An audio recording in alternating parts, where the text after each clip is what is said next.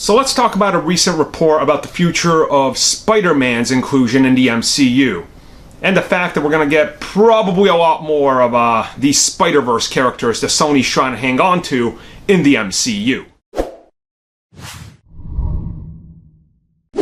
So there was recent reports, specifically a guy I tell you guys to follow all the time on Instagram, Daily Spider-Man, has a lot of good stuff on there. And a lot of stuff that he says gets taken by other people without giving him credit, and he's directly responsible for getting so many Spider-Man scoops out there. Like the black and red suit. He was on that like months ago. Molten Man, Hydro Man, ahead of everybody. So he has a lot of good insight. And honestly, something that he posted that came across and matched up 100% with a source of mine was saying, look, the reason Silver and Black and Norman Osborn aren't happening in this version of the Venomverse, wherever Sony's doing, is because Marvel has specifically asked Sony to try to hold these characters back because they got a future for these characters. Their future is going to be within the MCU. Maybe not directly in Far From Home because it might be a little bit too late. They don't want to shove stuff in there.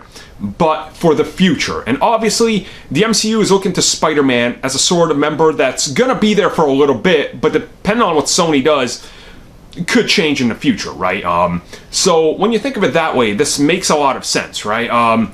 Spider-Man's villains are some of the most well-known in Marvel. Norman Osborn is huge, and if it's true they're working on that Dark Avengers script and they want to go forward with that at like a, Avengers alternate type of deal where it's evil villains, if you have Norman Osborn, and he's an eviler version of Tony Stark, this makes a lot of sense, and I really like that idea. So Norman would be crucial. Black Cat, huge character, she has a big following. I already told you guys how much I love Black Cat, literally one of my favorite Spider-Man characters. And then Silver Sable. Who else could be better to be maybe heading S.H.I.E.L.D. or something, or some sort of Sable intelligence that's like within the confines of the MCU.